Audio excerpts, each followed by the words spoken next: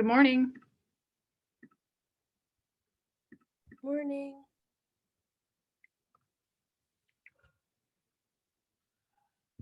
I'm muted. Good morning. How's it going? Sorry, I was muted and I had my laptop muted. I was like, why is no one answering? I know. Isn't that a weird feeling when you're just like, hey, everybody. And then you just get blank stares and you're like, Yeah.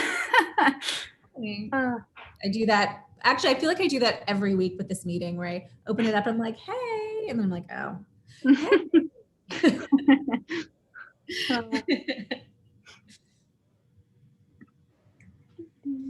Oh, my.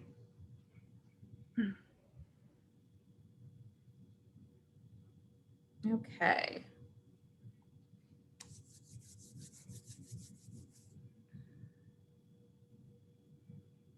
Just give folks a couple minutes, I think. I've got back-to-back meetings today, so my brain is just like, wow. I know how you feel. I bet you do. I'm sure you all do. I feel like we're all in this same boat. I forgot to do something. Okay. Good morning, Ray. You've had a busy week, I feel like. All right, so let's go ahead and get started. I think we're good for it. Hope everybody's doing well. Happy Friday. Let's see. So, oh yes, so just a reminder that next Friday we are going to be doing a press conference and forum on the interim recommendations, the budget component. We're not really going to be focusing on that from a legislative perspective, and well, in terms of the referendum bill, which is in development. We're just going to be focusing on the budget asks because it's budget season. And so we are not going to have a formal planning meeting that day. And we'll just be doing what we have to do to be ready to have a public conversation at 11, not that we're not always public, but have a dog and pony show at 11 a.m. And so I'm not sure. Oh yeah, Matt's on too. And we've been working on that, but we have a separate meeting at noon today to talk about the nitty gritties there, but it's coming together. Okay. So we can go right ahead into work group updates. I feel like I've definitely not been able, with it being session, to jump on as many things as I would like. So I'm excited to hear some of these updates. And so we are going to start with the settlement group. And I know, Chuck, you are here to report for you guys. And you guys hit the ground this week. So how did it go? Oh, it went great. We had a nice meeting. A lot of conversation. You know, sometimes it's hard to get conversation flowing, but so we talked about essentially what our scope and our goals would be. A lot of which is we use the term watchdog with the settlement. I mean, I know that somebody's got to be that, and we're probably one of 7 groups watchdogging the settlement. But and we have talked about what we're going to do in future meetings, which is take a look at the governor's recommended budget and see what's coming out in there as far as the settlement goes. We know that all came out yesterday. So there's a lot of good stuff in there. And then a lot of awesome bills are coming out. I see K3 basic. There's a wonderful mental health unit bill. I got to get more into it, make sure that all the bells and whistles are included in that. And it's not just a plain old unit. But, you know, stuff like that, I think we're going to look at and maybe comment on up to the larger group. The other thing is we're working on scheduling a joint conversation with funding and governance. What we're finding is a lot of people, and they don't talk about it so much in the meeting, but they talk about it a lot behind the scenes. A lot of people want to talk about the unit system and, you know, whether to blow it up and start all over with money instead of units, or whether to keep it because it guards us against being cut. And then I'm kind of taking, I don't call it a middle ground. I think I'm going to call it a realistic ground where it's going to take a whole lot for the system to get rid of the unit count system. Yeah, I just think that there's so much, I don't know, it's just so heavy that it's a big rock that's going to be hard to move. So then in between all that, whether you think you should blow it up and start with cash or or keep it forever. There's probably another position where that I'm taking, which is what can we do to modify it to make it not just the new stuff coming on more equitable, but the whole mass of funding that we've been getting for years more equitable. So I'd say it was a decent conversation. I think people want to say more, but they weren't. But I think why I bring that up is because does that belong to settlement, or does that belong to funding and governance, or does it belong to both? And I'd rather both of us take it on than nobody take it on. So that's where I believe we are with settlement. That's awesome. I can speak for myself and say I feel similarly to you about reform on the system for sure. I think there's a I don't know if middle ground is the right word to use, but there's compromise positions that are politically feasible and good for equity. And I agree with you. On the both. I think the key thing is I think the only bad possibility of that scenario is if both groups are independently working on the same reform areas and not communicating with each other. Absolutely. That's the only really bad way of this going. So if both groups are working on it, as long as that's interconnected and aligned, I think that's positive because it's more capacity to do a very heavy lift in terms of a reform proposal. Or can we agree that one group or the other owns it? That's the other thing. Yeah, I guess. Yeah. And does anyone have any thoughts on that? I mean, if it becomes too complicated, if both groups are doing it sort of independently, does it become too much work to align it? Or I don't know. I mean, to me, it seems so obviously funding and governance has a focus on funding, and we know that that's on their agenda. But I think it'd be really hard for the settlement group to back away from that conversation unless we took it off the. I don't know. I'd be open to anybody's thoughts on how do you really separate it from either group?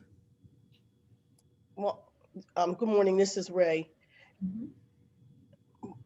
If one group focuses on what does an enhanced system look like, and both and the leadership of both groups and whatever members are dialed in and contributing to that, I thought that the settlement work group was more focused on accountability and monitoring rather than development and design. Mm-hmm. I think that's a fair. Now, in line with what the subject matter, there is a component of the settlement that requires the state contract with an outside entity to examine and make recommendations around the system. That's no small feat. I think that falls within settlement.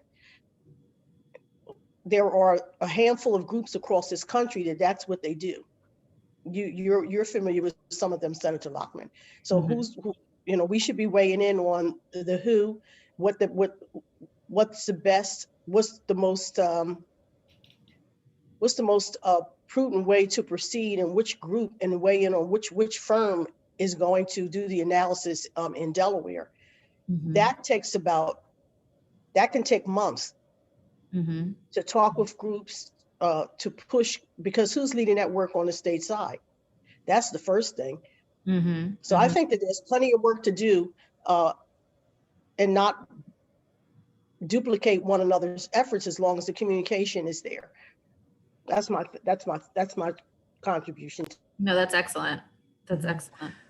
And we had conversations about splitting the governance and funding apart at some point too. So I don't know, we have to think through all of that, but could it be that the settlement group hears some different ideas and says, here's what we think could work, shares it with, and says, we need a funding work group to continue moving this forward. Mm-hmm, mm-hmm. Yeah, I mean, I think at this time, and Haley, you can feel free to add any color to this that you want. But I think at the moment, it looks like we're maintaining a joint group that will be dealing sort of sequentially with the two very big buckets of work they've been assigned, was my understanding from the last planning meeting. I don't think I missed one since then, that we had. And certainly I think there's an expectation that like that big work area of how do we reform funding in Delaware is very much somewhere in that sequence. And I think, you know, it's trying to figure out where does it fit in the timeline, and then also how does the work of the settlement group maybe inform that work where it's currently situated, while doing that accountability work on the fulfillment and you know, how do we go beyond the settlement type of thing? I don't know if that made sense, but I still, in my mind, I still think of that, you know, sort of the ultimate proposal coming out of, I think logically, funding and governance, or a separate funding group where it's been situated. And yeah, there's a little more nuance in what settlement has to do that I think obviously is relevant to and can inform that, but maybe wouldn't reside entirely there. Basically what Ray had said about sort of accountability versus the responsibility to put forth a full proposal at the end of the day, whenever That we. makes perfect sense. I think I love working with the settlement group because we look at ourselves as an agile group that wants to move. And so I think we'd be okay as long as somebody is working on it in earnest, and or at least talking about it in Right. a way that will lead to action, and that they're listening to all sides of it, not just the unit people, not just the cash people, and not just the me who says, okay, what's realistic? We really need to we want to see some action. That's Yeah, no, I know it. No, I think it's really good. Yeah. So it really, it's very important to see what other states have done and what lessons to learn, what not to do. This work has been going on across this country for over close to 40 years now. So we're not, I mean, we're the last people to the party. So we're not shooting in the dark here, and we can learn from other people's experiences what to avoid. And I do think that the settlement group can help to gather some of that information as well. That governance and funding under one committee is a very heavy lift. It is. It is. Although at the same time, I think we're finding, and feel free to push back on this, you know, that there's such significant overlap in terms of the membership to effectively navigate it. And maybe that's not true, but I think in our current form, that's what it is. So we're like, well, if we split it, we're essentially doubling the work of the one group anyway. And maybe that's not a healthy way to look at it. But I think in the short term, that's kind of been it. We're like, would the membership be meaningfully different to have all the players there that we feel we need to have? And for that reason, I guess. But Kelly, We could look at, I was gonna say, we could look at that. We could look, oh, sorry, Matt, I'm sorry. I was gonna say, we could look at the membership for the two and see if we could figure that out. That's true. And we did promise to really revisit our composition overall, because we know we have some gaps to fill in various ways. And so I guess that would be logically part of that conversation. Right. What would it look like to split this group into two and make sure that we're not just doubling up for the same membership? How could we split it essentially? I mean, that seems pretty doable. Matt, sorry, you were going to say something? This is just building off of what Ray had said. If I understood her, she was talking about this ombudsman part of the settlement, and you know, that there was going to be, you know, some outside organizations that were going to have the opportunity to do that work, and the need to be for there to be some involvement in who might end up doing that work. And the settlement agreement is very specific that the state is going to use its standard legal bidding procedures for choosing the ombuds people, which wouldn't normally involve, you know, people outside of a state agency from being involved in that. So, and if I misunderstood what Ray was saying, then I apologize, but I think that ombudsperson provision is pretty important. And I'm bringing it up just because if either the settlement committee or the funding committee, whoever is appropriate, if they think that that is something that, you know, people outside of a state agency should be involved in selecting, that's something that's actually timely and important, because they would need, you can do a state bidding process in a way that involves people from the outside, but you have to set it up that way, Yeah. you know, from the get-go, and it has to be done formally. And I don't know if they're starting that. They may be starting that now. The money's not approved yet, but they may decide to do the bidding, you know, so that the selection will have been done when the money's approved. So that's at least in terms of something that the settlement committee might want to work on. That's a pretty significant thing, you know, who's actually going to be involved in helping to select who does this ombudsperson work, and whether someone outside of, you know, state agencies is going to have some say and involvement in it. And that would, Matt, that would apply to the ombudsperson selection, but also potentially to the selection of the independent assessment, right? Would that be fair to say? Because that's going to go through an RFP process as well. You know, I have to, I'll look. The independent, I know that it was in It's the, two things. It's not Mhm. one thing, it's two Right. things. Mhm.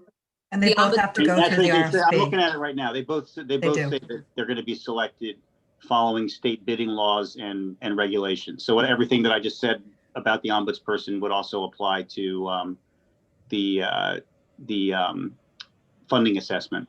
And again, it's you know, you can have a bidding process that follows state laws and regulations that does involve people from outside the state agencies, you know, sitting in and helping make the choice, but they have to write it that way from the beginning. Yeah. And so it's just something that's, you know, it's something to sort of bring up early and you know, get formalized. That's great. I would Thank love to see you. your Yeah, settlement. that's, I'm, you know, of course, obviously, I don't know the bidding process as well as I should, but thank you, because that means that we need to jump on it and not Yeah. let the train leave the station. Yeah, I agree. I think Because that would we be an absolutely, excellent. I do not think, let me speak affirmatively. I think it is imperative to have outside people, you know, that have some expertise in the area on the as a part of the bidding and the selection process. Absolutely. I don't know. I don't even know of prior examples where that has occurred. Obviously it has, but I did. I yeah. did when WEIC did the RFP for the building assessments. Oh, yeah. I sat in and was an outside person You representing had like a WEIC. vote, essentially. You were able to. I think I had a vote, but I got to provide feedback at least. But that's great. I mean, can't that is remember. definitely an immediate responsive thing that we can, I think, through settlement, Chuck, you know, maybe figure out how do we make sure that there's outside voices, and it would be great to have it be a Reading liaison in some way to help make sure that our equity goals are going to be met through whatever vendors are selected. And there's just continuity in the work. Yes. And Yeah. this committee and the consortium it's kind of a body under the state. So I don't see why I think there's a strong enough nexus that people on this group could be on that. I mean, we'd have to ask the legal people, but I've seen selection committees on RFPs that have had non-state employees on it several times. So Chuck, is that something that you can take a lead on as settlement to sort of find out how we get that done? I will do that. Okay, cool. I also want to bring up too that in our committee, I think a couple of us said ombudsperson singular, and we were corrected a few times that it should be persons. It's like ombud squad. It's not just one person. You know, I think we have to see what the actual vision is for that. I don't think that the vision that some people that we've spoken with understand is, I don't think the vision is like one person in each county or something like that. I think it's Organization. Yeah, more. Mm-hmm. But Yeah, that's true. Years ago, there was a whole proposal developed by the what emerged to be the Hope Commission to create an educational ombudsman's entity. Mhm. I can dig around and see if I can find it. I mean, I think some of the elements are still, if it had a heavy focus on students with special needs, but I don't remember the rest of it. If that would be helpful, don't let me dig in my boxes for no reason. It would be helpful. I think it would be helpful. Definitely. Okay, great. So we'll move on. Do we have, I guess, Haley, would you have any funding and governance updates since last week? Sure. I don't see Namdi or Eugene. So we did meet on Tuesday to just check in.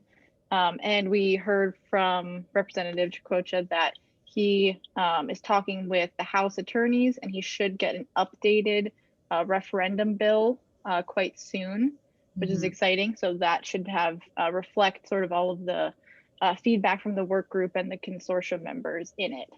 So when that's ready, I think we'll review it probably internally as a team and then hopefully get that sent around for people to look at and review. And then in terms of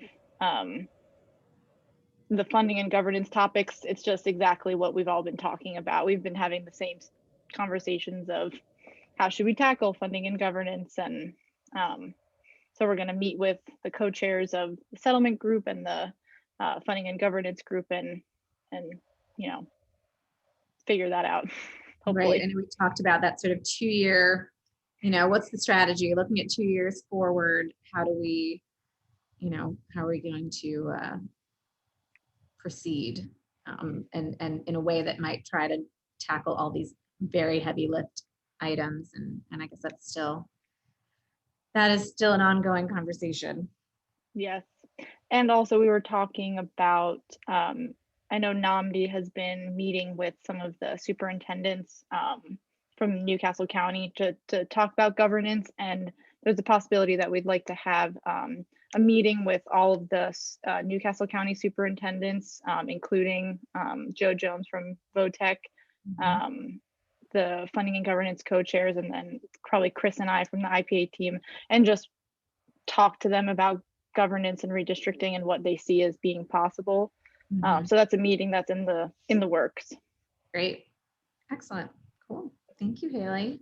Senator Lockman, may I just say that when, and I don't want to revisit what we just talked about, but I wasn't suggesting that players be split or on that work group or anything like that.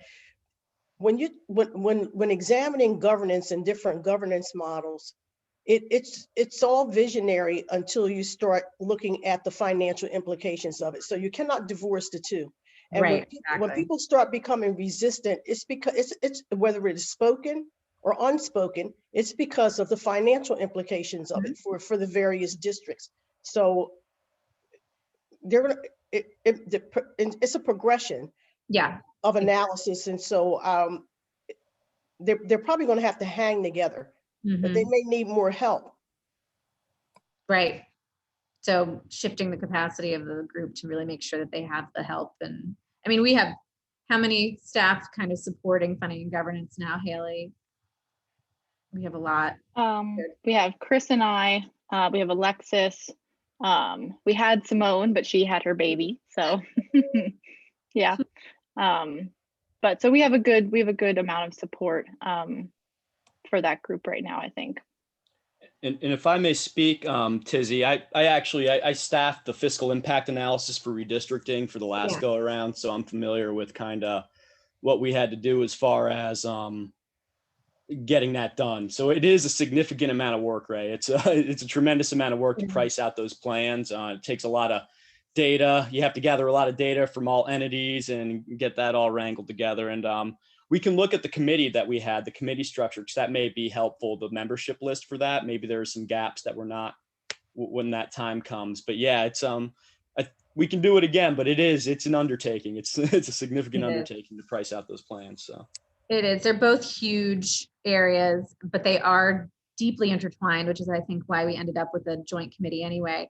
And And so I think, and then the question of how to sequence that work is what's really, I think, come up over and over again. When we were really doing sort of the redistricting roadshow this time last year, you know, we were getting a lot of feedback from our boards about figuring out money first. And so we're still trying to figure out how do you kind of do them in tandem effectively. Right. Well, I'm at my office here at Sixth and Pine, staring at a bookshelf that has the blue WEAC book, the yellow WEAC book, and a couple binders. And I've read through every single one of them. And it seems like when we start talking about the funding, that's when everything starts to get bogged down and grinds to a halt. Yeah. Absolutely. And it's the unspoken spoken and especially unspoken resistance, like Ray said. Mhm. Absolutely. That's where the people that are independent, but have resolved that we must make changes that make sense, have to keep pushing people to get past that resistance, or otherwise it becomes yet another book on the shelf. Correct. Can I ask a quick question? I know you want to go on. The reference to costing out various, I don't know what the language was, the cost of various governance models, isn't that still relevant? Yes. I mean usable. I mean, what has changed? The work that was already done, or the Yeah, work? the work that was already done. Haley, Would do you you mind, Oh, Tizzy, go would ahead, you Ray. mind if Oh, I? yeah. Yeah, Please. Ray, so when we priced it out last time, we only did for the one governance model, which was the Christina portion of the city of Wilmington moving over to Red Clay Consolidated School District. But I would argue the methodology we used as far as how we were able to look at state, local, the parts are different, right? So the data is going to be a little different. But I think at least as far as how you go through that process, we have an understanding now, so it shouldn't be as painful this time. But that analysis would still be relatively relevant. We could update some of the numbers. But if you change that strategy, so if you were to modify, it's not just the Christina portion moving to Red Clay, then the analysis and the numbers would be drastically different. Thank So you. Thank you. I understand now, because you only did one particular model. So if there are other models, then you have a methodology for costing it out, but it still needs to be costed out. yeah. Okay, gotcha. Thank you. Yeah, absolutely. Great. Cool. Any other questions on funding and governance? I know we have a lot of, we had some outstanding work to accomplish there, but hopefully we'll be able to bring back some updates soon. And if there's nothing else, we can move on to updates for social determinants. I know I was seeing some meeting invitations this week. So Ray, Jason, take it away. Well, I've been talking a lot. Jeff, you want to give the update? Oh, Jeff, hi. I didn't even see you there. Yeah, that's okay. Thanks. Got tied up at the start. Yeah, we pushed out an email to our members setting our next meeting on I believe it's the 11th, or in that week, Thursday. And we're really looking to begin to strategize advocacy using the networks of the existing social determinants work group for the projects that were in the interim recommendations for the budget. Kind of waiting also for the call or for the conference on the 5th that the consortium is going to do about the branding the path forward. So we're just kind of starting to lay the pieces together. We gave an example of what we were talking about in terms of how you can leverage your networks. So it was really clear, like we're talking, contacting and connecting all the different groups that you interact with, figuring out what area might interest them, and then who or what do we present to them to generate a buzz around the recommendations. So, I mean, that's a little bit of a nuts and bolts of what we were talking about. Ray and Jason could talk a little bit more logistics if they want. Well, that's great. The premise is and it's not just for the social determinants work group, but that's what we're closest to. The premise is that we have a set of concrete interim recommendations that are important, and to get them resourced, it's just not going to happen just because we want it to happen. Mm-hmm. That's just not the way it works.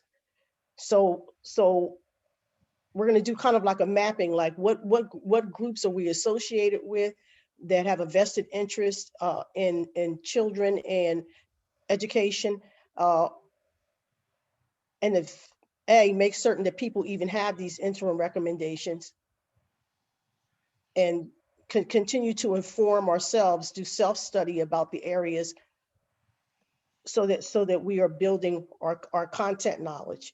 Yeah, that's good. And of course, we'll have this time next week, when we'll be making a very formal case for all of these asks. So hopefully that's an opportunity for some of those folks to get information. Did I miss anything for social determinants? When's the next meeting? February 11th at 4. What time is it? 4:30, Jason? Yep, 4:30. Okay, great. So Thursday. Okay. We want to thank Jason for keeping us on track in terms of managing our time. Yeah, it's not easy. Brian and I are both elusive in our own ways. So we do appreciate Jason's work. I agree. There's a lot of that in this group. Pros and cons to that, I'm sure. So thanks. Yeah, always thanks to our staff who keep us. These are like ringmasters. Okay, cool. So anything new going on for educators? So no, we're kind of in a holding pattern. We're going to kind of wait to see how some of the budget stuff goes here. Mm-hmm. But we can always work on advocacy and do that when the time. But still kind of want to wait to see how kind of next week and some of the budget stuff goes, so that we. Yeah, well, that's no small thing. So you'll be there advocating for those recommendations, correct? Yeah. So that's big. That's important. Okay, great. Kind of like a map on how that day is going to go on Friday. We're getting ready to talk about that at noon if you if you want to join us, but we'll certainly update you when we have a very clear agenda. Okay. All right. Any other questions on work group operations? All right. So, oh my gosh, our next full consortium meeting is coming up very quickly. That's crazy. How does this keep happening? So, and I got to make sure that's on my calendar. I feel like it's not. So this is our agenda for now, sort of the typical agenda, the welcome, the work group updates. We did talk about adding a component of reviewing relevant recommendations and legislation. I think it's like Chuck spoke to HB 100, which is back, the behavioral health unit. There are things like that that are certainly aligned with our goals that we did not necessarily put forward ourselves, but may want to, take a position on, and certainly want our membership to be aware of. So I guess we need to talk about how to make sure that we are capturing that and presenting that at that time. Tizzy. Yes. Okay. So if we reviewed some of the legislation, would it just be to inform the consortium members that this is happening?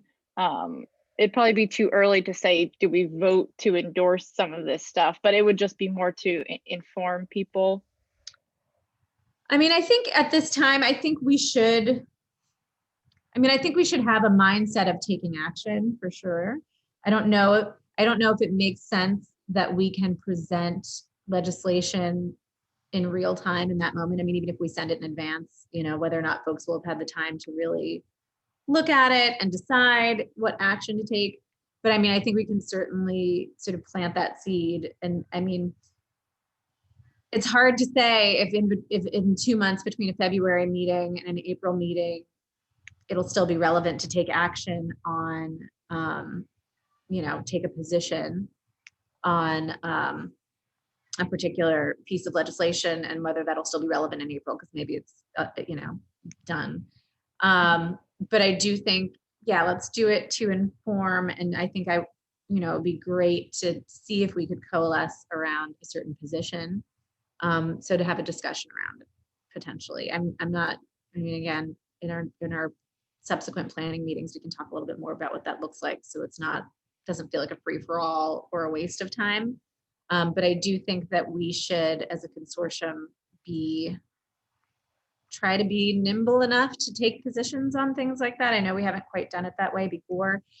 And maybe we need to think through, if we present this at a meeting, is it something that we can, as chairs, take action on in between in some way? And how would we get the consortium to participate in that? I don't know exactly process-wise how that might look and if that's realistic at all.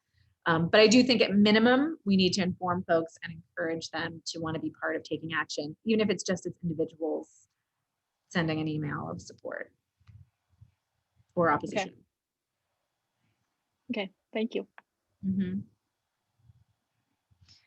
So anybody have any concerns about that agenda? I think, we've had a lot going on. So I guess the only thing that I don't see clearly reflected in there is sort of talking about something that we really prioritized, which is advancing these budget asks. So, I think that would be something we want to make sure we spend some time talking about that. Okay. No questions? And then, of course, we know that same day, there will be the education hearing. Will consortium members submit comments? Again, I think that comes back to, do we want to do we feel that consortium members are aware of what's happening next Friday, which they should be? And is that our opportunity to kind of follow up and say, hey, this hearing's coming up on the 18th and JFC members need to hear from you on these priorities. So I think if we expect consortium members to submit comments, we need to make sure that our consortium members are keyed into what we're doing in terms of promoting the interim recommendations and then weighing in. So did an email go out about next Friday to the full consortium? I feel like I saw it. No, not yet. Okay. I'm gonna send something. Monday seems like a better day, but I can try to get it out today. If that would be more helpful. I don't know. Anyone have any thoughts on that? I always hear the different stats on when people open emails and read them, and I feel like Friday afternoon maybe isn't it. Yeah. So do we want to send something Friday and then say send a reminder on Monday? Where's that? I would suggest making that decision after we figure out exactly what we're doing next Friday. Only because I think one of the things that we were going to discuss was whether and to what degree we wanted to invite members of the consortium to weigh in on the 5th. So I think that we should figure out exactly what we want to do with that before we send something. Sounds good to me. All right. Yeah, that makes a lot of sense. 20 minutes. Okay, cool.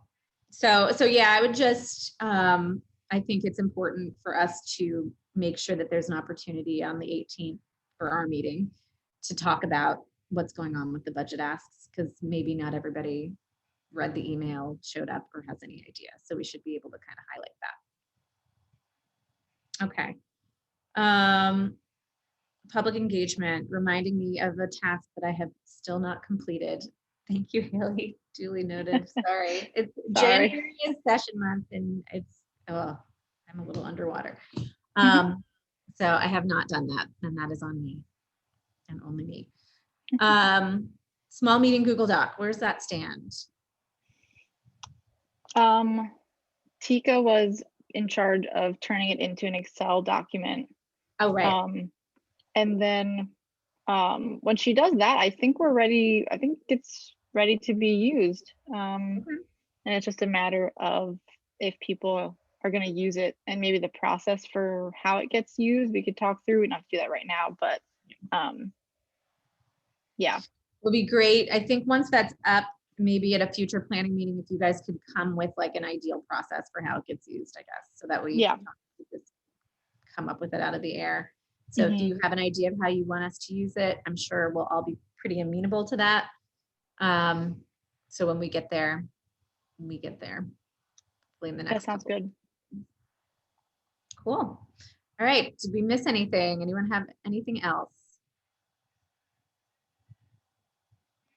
All right. So we will go to our 3-minute, I'm going to do 3 minutes again, public comment. Do we have anyone who would like to make a public comment? No, we have Amy, we've got Marjorie. Feel free to raise your hand or just start talking. Or are we good today? Can you guys hear me? I can hear you. You ready? Start your clock. Yeah, it's real soft on my end. Sorry. Okay, you're loud and clear. Yeah, so I think it was a lot to take in. It was an excellent planning meeting today. Thank you for always letting me give public comment. I think the thing I have on my mind is, you know, your budget requests and the funding. I did finish this like school board playbook guide, and I did an exercise that I wasn't too keen on, but I took the DOE report card data and I compared Black and white students, because I think it's just, you know, it's not just about low income and poverty. There is that component to it. And the pattern was so extensive and so undeniable. And when I think about all the things we need in the classroom to change that pattern, it takes a lot of investment, right? And I was just wondering how the Reading Consortium, when you're doing these budget asks and going to these meetings and liaising, I don't know, with the General Assembly or the governor's office, are you guys going to involve the business community who might need to get behind you? And I don't know, I'm starting to reach out to members of the business community. I'm going to show them this pattern that I see and ask them to get involved with the Reading Consortium. And maybe, you know, I've never heard how much it would cost per student to really deliver the education that we need to get these kids reading by the 4th grade. Like, what is that? So yeah, that's my comment. Thank you. Thank you, Amy, as always. And before we see if there's anyone else, I think the answer is yes, in terms of our engagement with the business community. You know, our goal is, of course, to have a strong and varied coalition that includes everyone from grassroots organizers to business leaders, sort of all understanding and being aligned in what we're asking. So hopefully we'll be able to prove that next week as we advance our asks. I don't know if Matt wants to say anything about that, but we really have some planning to do. So I think the answer is yes, but of course, any conversations out there happening in service of that are great. Did anyone else want to add a comment before we close up? Yes, we do have business leaders on the consortium, and maybe with 2. One is more engaged than the other, and we're looking at that as we look at our composition and revamping it a little bit. Cool. Well, I think I'm going to take the silence to say that everyone's ready to stop, and for some of us, take a 15-minute break. And so thank you. It was a really good meeting. I agree with Amy, and looking forward to more. I think we're in a really, really good place. We have a lot to do, but we've done a lot. So be proud and thank you, and see some of you in 15 minutes. Thank you. Bye. Bye.